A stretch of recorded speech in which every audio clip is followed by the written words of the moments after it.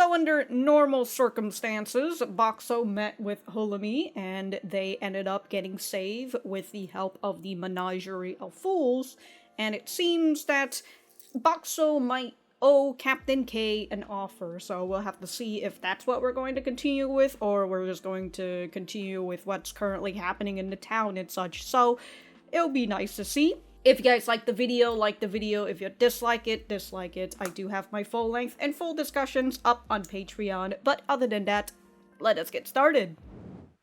Fish. Oh my gosh, he's just gonna punch this fish.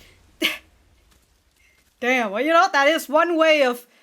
This is the equivalent of tossing a bomb into the river. Oh, we get to see their little childhood. They were friends since childhood.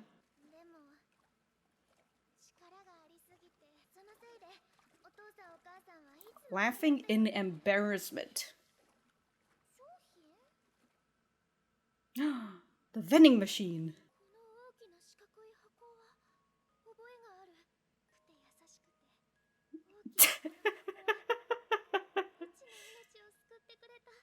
Oh, wow.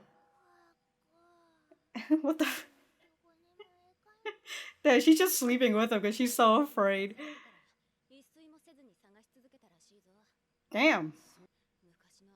With that old incident. Alright. Does that have to do with her parents, or?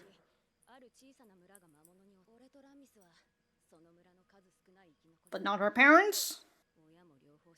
Or y'all's parents. A little bit of a survivor's guilt. Maybe you should help by giving her a bedding or something. Like, she's gonna wake up with really bad neck and a really bad back if she sleeps like that. Alright, we got to hear a little bit about Lammis's and Hulemy's backstory, and that they've been childhood friends. They've gone through trauma together, right? They've gone a little trauma bonding as well. Alright. It's nice to have a vending machine as a neighbor. Oh, here's the secret agent. the vending machine is just inside. Oh, you gotta accept it or not accept it? Alright. But what is this offer, huh? Tell us in advance. Run! They got a GPS on her? How do they know?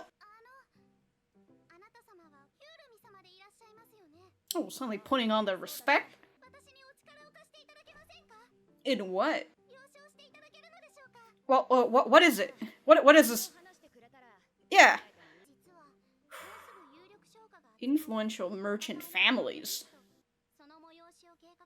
Kanashi. Oh, a rival. Oh, shit. Ah. Being rich can be tough. I mean, it's still better than starving out in the streets, huh? Damn, dude, inside this tent is pretty fucking sick. Yes, let us see this Kanashi. Uh-oh, there she is.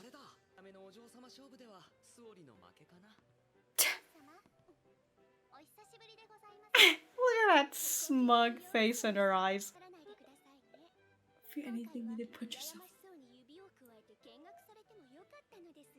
Ayo! Ayo, these fucking rich girls shit-talking on each other.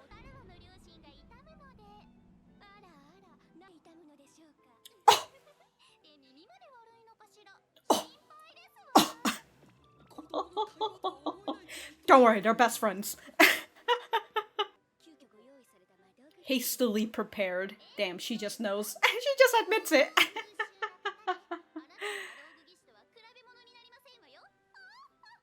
Old.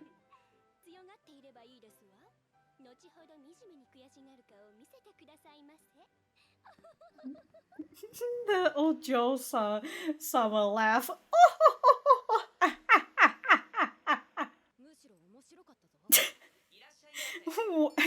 I agree. Watching two kids fight each other. Is it a flying... Oh! Wow! It's a spear! Wow! It's literally just a stick that has a detachable head! Hulemy's already asleep. Damn. Hulemy's bored to death.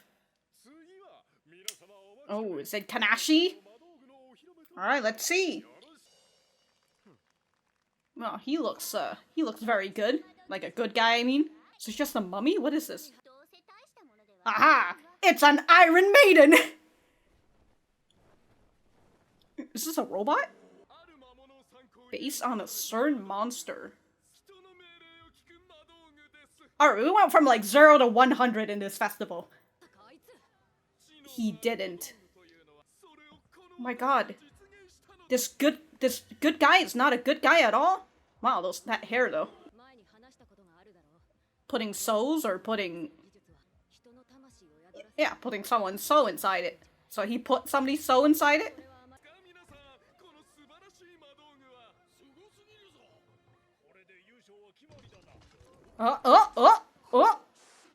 Kill? Well, hopefully you want to kill that engineer right there. You know, the guy who's gonna who put your soul in there. Uh-oh. Oh my god, you see those legs? Forced a human soul.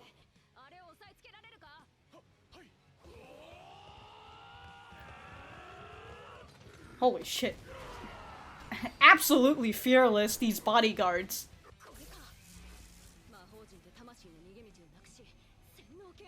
Brainwashing spell.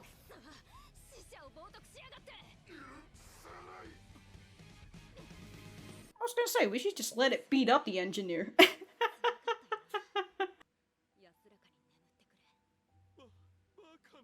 Anyways, let's beat up that engineer! Arrive at this. You could never... Oh. The girl wonder of mayhem. Oh, damn. Put the whole school to sleep, damn!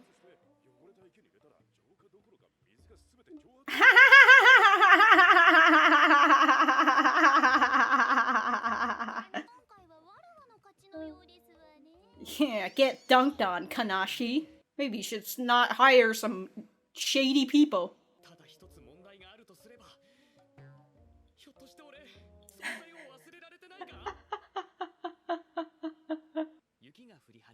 It's begun to snow in the village. Alright, so that was just a halfway point.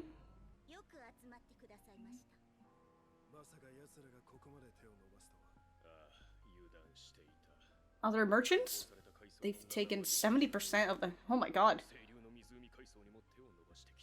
Damn, is this a monopoly? I'm thinking, is this Walmart? Walmart's coming right now? Chain restaurant. Oh no! That was secret weapon. Chain's restaurant. Alright, what are you gonna do? How are you gonna be able to tell them a plan? Wow. What?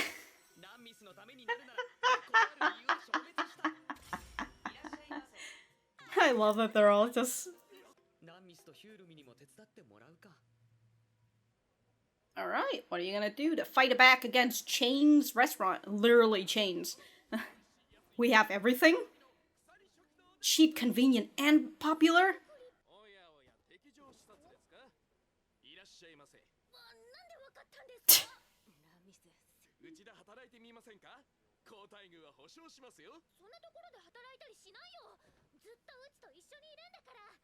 But what if he gets...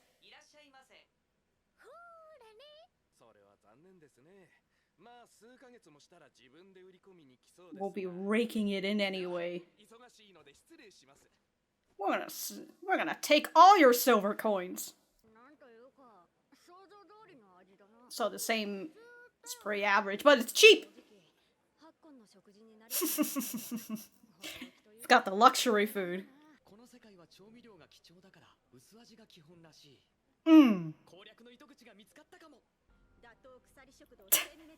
The second meeting. What if he just turns into a seasoning vending machine? Are you just gonna deposit in the... Ooh, what was that, shrimp pasta? Oh, the pasta.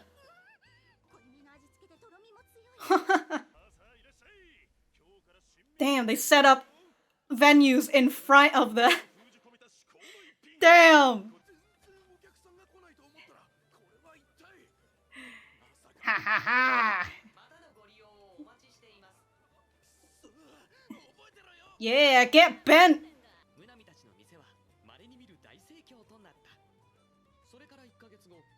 Completely withdrew.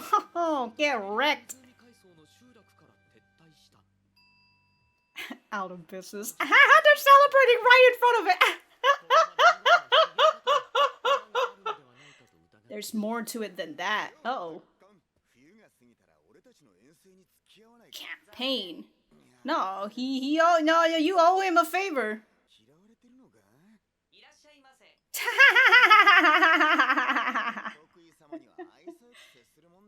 He is nice to his regular customer, just not you. You owe him a favor.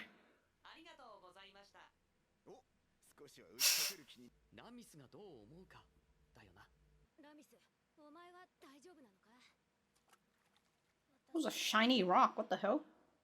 You don't want to bring Boxxo in, or what?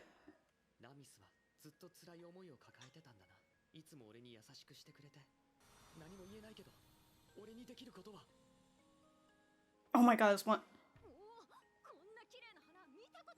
Oh, it's the flower vending machine. Wow.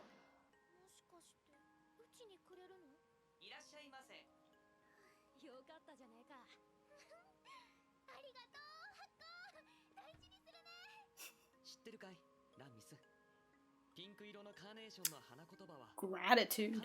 Damn, this man knows flower language too? Goddamn.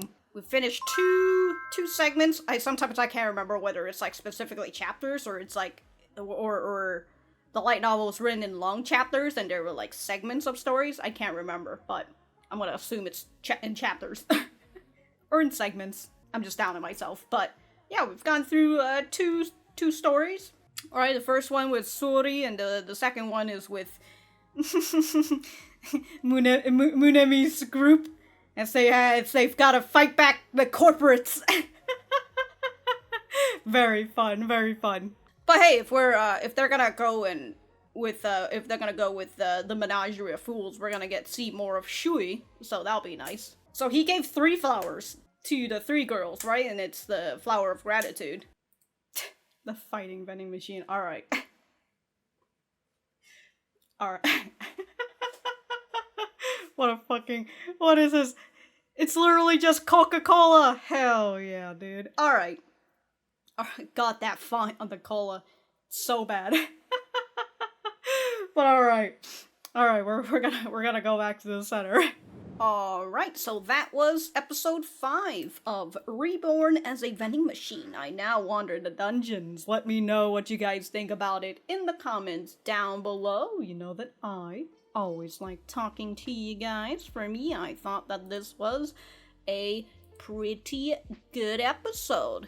We've got a little bit more on Hulemy and Lammis's backstory, specifically to Lammis and what she thinks about, essentially, right? She is this, I was gonna say happy-go-lucky, but she's this very positive character who tries to think of things on the positive side. And usually, when it comes to these type of characters, right? It's either it's because that's just how they were raised in their family, right? They got like a really good family or whatever, or something tragic had happened to them, and now they are, and now they put on this mask of, you know, positivity in order to get through their trauma and such, and Lammis fits into the latter.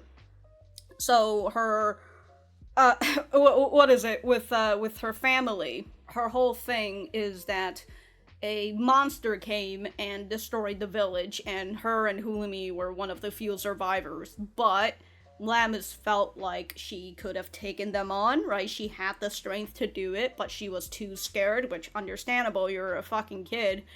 And so, and she never really had that much confidence in her strength in the first place, so, like, yeah, good luck trying to freaking protect people when you're already insecure. But, so not only is she one of the survivors, right, she's probably living with survivor's guilt because of the things that she probably could have done, but she didn't do. You know, if I had done this, my parents would have been alive. Hulemy's parents would have been alive and such. So, very nice little details on her, and we got it again. I'm just over here stumbling all over the place. But it comes back towards the end with Captain K. I keep calling him Captain K just because I'm just like, karaoke? Alright, anyways, Captain K, he came and said that, hey, we're gonna go on a campaign after winter's done, after the snow has stalled and such, and I want you to be in there, and also you owe me a fucking favor, bro. I saved your ass, alright? So, Boxxo, you know, probably considers it if Lammis is coming, and it seems like Hulemy's just over here like, oh, it's your plan to get revenge on the monster that killed your family or whatever. Maybe she might encounter it in this campaign, who knows? But, and also that's one of the reason why Lammis is deciding to go become a hunter in the first place, which that's what I assume, because that's Hulemy saying, is your plan to get revenge, right? That's why she's doing the whole becoming a hunter, because hopefully she'll encounter the monster that has destroyed her family, just blasted her family apart. So, yeah, we've got that again, right? Just a nice little touch on Lammis's character and such, and it's very nice. And I enjoy that Boxxo transformed into a flower, right? And I love just the way that he shows to Lammis and others that he cares about them through his own ways, because he can't communicate, right? The only thing that he can do is to just show the products that he has, and one of the products that he has is a flower vending machine. Very nice. So he ends up giving Lammis a flower that in the language is gratitude, to which that's very much how Lammis feels for Boxxo as well. She feels a sense of gratitude towards him because he's literally the guy, the vending machine that saved her life. She can't hunt in episode 1, so she's just gonna die of starvation. So that's very nice with the storyline of Lammis for the moment. And here we are with the first part of the story, which is with Hulemy and Suri, and this little festival that they were having for magical invention and such. I find it very fun that the two rich girls just talking shit to one another. Fantastic. I love it, dude. You know, when they get older, they can get into slap fights, and that will also be very fun. The ultimate fight amongst rich people, slap fighting. But as the magical items get revealed from these people, who I'm not really sure what's the magic in this. I mean, I guess the magic is it's literally a stick, and you can stick different heads on it. Cool, I guess, right? Maybe it was like an extending stick or something. That'd be a little bit cooler, right? But with the final presentation, for the most part, since they didn't really show Boxxo, here we have a magic item, right, produced based on a certain monster, which is interesting, right? What sort of what sort of certain monster are we talking about? But this is a playback to what Hulemy was talking about in the previous episode, where she said that, hey, you can put someone's soul inside. You can't exactly make magical items with like intelligence where it's able to think on its own, right? A little sentience, essentially, right? They haven't really figured out how to do that yet, but just putting somebody's soul inside an object, totally fine. Well, I mean, it's not fine, it's forbidden. But here is this scientist man who just decides he's going to fucking do what is the prohibited. And, it went a little bit haywire, and Hulemy manages to save it, and since Kanashi's item has been crossed off the board, right? That's a default loss for her and a default win for Suri. Suri didn't even need to showcase anything. She just need to sabotage Kanashi's items. Sick, dude. Sick. Alright, let's hear about her reputation, right? So, Hulemy. Not Hulemy, the girl wonder of mayhem. She's that problem child who caused all those explosions and fires at the School of Magic Magic School. Is that what it says? Magic School of Items? School of Magic Item Engineers. Wow. I love this one. She made a sleeping medicine that was too strong and put the whole school to sleep. Wow, that is a danger in security right there. If everybody in the school was asleep, damn, if somebody decided to attack during that time, perfect. I also enjoy this one too. I even heard she developed a drug to purify water, and she put it in a filthy pond, and when she put it in a filthy pond, it vaporized all the water instead of purifying it. What if the pond was just too dirty and the only way to purify it was to just evaporate it? Very, very fun. Is that the last one? Yeah, and then this is just Hulemy blushing. It's just like, you jerk, stop talking about my younger days. I'm not like that anymore. But it is fun to in this part actually, to see that Hulemy is the same as Lammis, right? She goes around and she makes troubles as well. She makes troubles at the School of Magic Item Engineers, and Lammis makes trouble for the people in this town. But the difference between the two of them is that Hulemy, I would assume, isn't insecure about about the troubles that she's caused, right? For her, it's probably like, oh, I'm doing this as an experiment, right? I gotta go through and do all these stuff in order to get my results, and I don't really care much about the issues, the problems that I've caused along the way, albeit, she does find it a little embarrassing, like, oh, come on, I'm not like that anymore, alright? You don't need to tell me about these stories about my about my past. While Lammis is, she already started off insecure, so, like, of course she's going to continue on with that, consider that we've got all the other people in the town who are just like, oh, it's Lammis, right? She's a burden on people because she's too strong and she keeps breaking shit, so nobody really gave Lammis much of a chance, kind of like what they said during the rebuilding of the town, where they like, oh, where Boxxo was thinking, oh, if they had just put Lammis on manual labor, maybe people would have thought of her better, right? Thought of her as like someone who could be reliable instead of someone who is a burden. So, very nice just to see the connection between Lammis and Hulemy, and that they are childhood friends and that they are very similar to each other. It's just that the way that they dealt with their troubles is very different, which I assume with Hulemy, right, she very much got more into her studies, right? She dived herself into her studies because of, I would assume, assumptions, right? Because of what had happened to their village. So, very nice, very nice.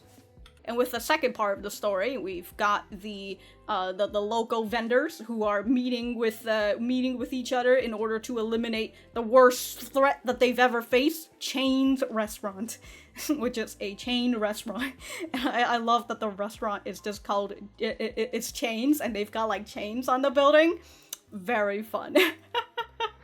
But this is, this is just one of those play-on story of big, which is why I was thinking of Walmart, right? Because Walmart comes into, like, small towns and all that, and it wipes out other businesses, right? Super malls or something. I'm also thinking of Junez from Persona 4. Every day's great at your Junez. So, it's this, typical story of big corporate coming in to wipe out all the local vending machine vendors and such, right? Taking them out of business. And so they have to combine with each other in order to take down the big man. And they did. They took down the fucking big man. They made food that was way tastier than Chain's restaurant, because the thing with Chain's restaurant is that the food tastes okay. It's just that most people have not had food like Boxxo's food, so they probably are like, oh, this is fine, but it's also very affordable, right, and cheap, and that's the big thing that people want out of items. It's the fact that, can I afford this? I don't give a shit about loyalty if you're gonna suck my money. I gotta eat, and I gotta feed my family and such. And so it doesn't really matter that much in terms of loyalty, but if you can provide it to me cheap, I'm gonna go fucking eat. Unless, as with the Munemi's group has done, they've made food that is way better than Chain's restaurant, that people are probably going to be wanting to pay just a little bit more in order to buy this food that's so much better. And they did so great that Chain's restaurant just went out of business. Although, from what Boxxo said, he's like, okay, the fact that they closed down so early or closed down so suddenly feels like they're up to something. Alright, let me see if I can find it somewhere. I also very much enjoy the fact that when the Chain's restaurant closed, they were cheering. They're just cheering at her. They're just like, yeah! So, what Boxxo said, they threw in the towel so hard, it makes me suspect there's more to it than that. So, it seems like Chain's restaurant might make a second reappearance. They might have some sort of other plans that they're doing right now. We'll just have to see. Also, I will say, since they're out of business and all that, can we demolish this building? Just in case they do come back, they have to make another one. Just saying. Well, somebody has to buy the property first, right? And then they can destroy it. But, if you're part of the town government or something, you probably just do it, right? Just saying. But this was a fun episode. I enjoyed it. It gave us the Lammis and Hulemy backstory. Continued to it played upon the whole souls within items thing, so that was very fun. And then we've got the whole fight against corporate story, which is also very fun. I enjoy that whole shit, and again, I really enjoy just the idea of the economy that they showcase in this show. It's very fun, even if it's sometimes on a very basic level, right? In terms of the whole economy shit, right? With Chain's restaurant coming in, it's gonna put all the other vendors out of business. So maybe it's good for the economy, maybe it's not. We'll never know now that Chain's restaurant is out of business. Fuck those people, am I right? But that's going to be it for this discussion. If I have anything else to say, I will write it in the description down below. And if I don't see you on Patreon, then I will see you when I see you.